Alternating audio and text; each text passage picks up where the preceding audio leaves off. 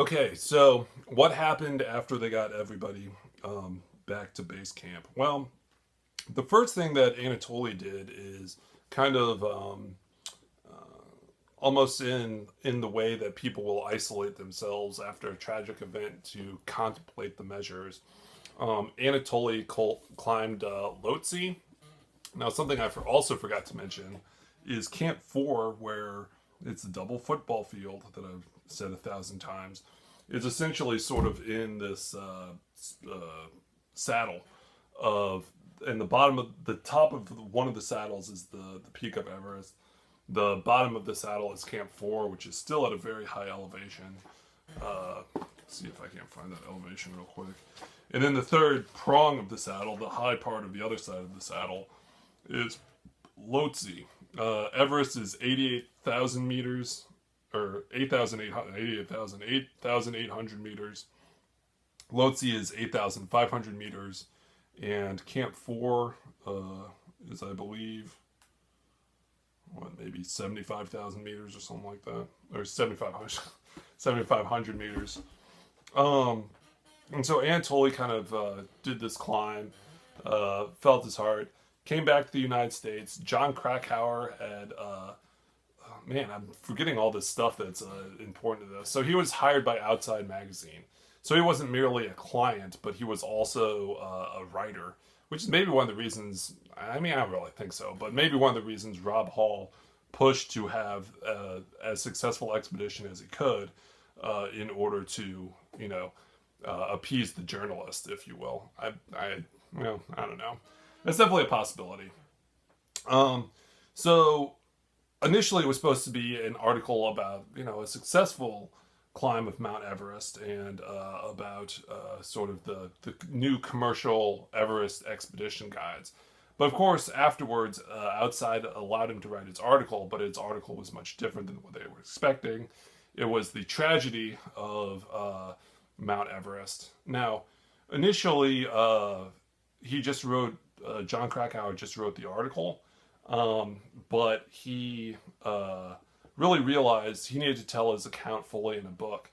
And against the advice of some of his friends, he decided to write it fairly quickly, I believe within 4 or 5 months after the incident had taken place.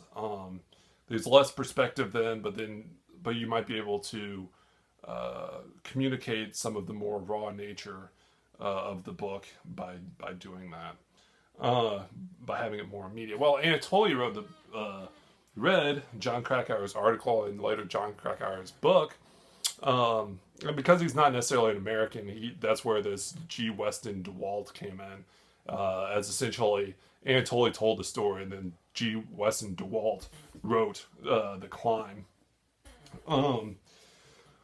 And I had already mentioned some of the controversies that had gone back and forth. Unfortunately for Anatoly,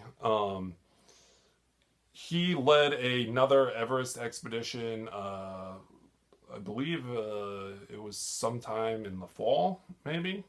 But died not on Everest, but on another mountain, trying to do a sort of a climb that had never been done before. Like, something about mountains is you're always pushing each other among the very top mountaineers, not among like the client types, but among like the very, very best climbers in the world. You always want to be the first to do something because then you get notoriety and you can, they'll further your expeditions or, just whatever. So he actually died in an avalanche that on another mountain. I forget what the name of the mountain is, but in the Himalayas, about a year after the incident on Everest had taken place. By the end, this book was pretty much written, but then all subsequent accounts, obviously, Anatoly couldn't say anything more because he had passed away. Overall, I think maybe Into Thin Air was more like a top-down view of this book, whereas The Climb was much more meant to make Anatoly a hero, or in the instances where he went out and helped rescue people, or kind of defend his case of why he went down the mountain, but was much more kind of a personal account, whereas Into Thin Air was much more a overall account. I tend to maybe side with Jack Krakauer slightly, but at the same time, I think people that merely focus on the fact that Anatoli went down as the sole reason of why this expedition went bad are really not concentrating on the primary factors of why it went bad, which are, they really, the biggest thing is that they should have turned around at, I think it was like 2 o'clock or whatever. Or whenever it was getting like later in the day, they shouldn't have continued to push towards the peak. They should have got down to base camp, even if it made their own name brand look bad. I'm sure I've missed a whole lot here, but I've also been talking for, it seems like, an hour now. These are both really good books. You should check them out, read them both, because they